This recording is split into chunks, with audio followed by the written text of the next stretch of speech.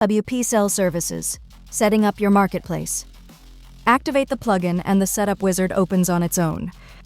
Platform Basics asks for 3 things: your marketplace name, your currency, and your commission rate. Every step has a skip button, so a payment gateway never blocks you from finishing. The wizard creates the pages the marketplace needs and maps each one for you. Services dashboard become a vendor and service checkout. Each get a real page. General settings hold your platform name, your currency, and the order amount limits. E-commerce integration stays on standalone because checkout is already included.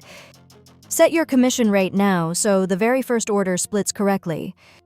The dashboard becomes your control room, with orders, revenue, and progress in one place. Content overview tells you how many services are published and what is still pending. On the front of the site, the services catalog is already live and filterable. And a ready-made landing page is there to explain the marketplace to newcomers. Marketplace ready, start listing.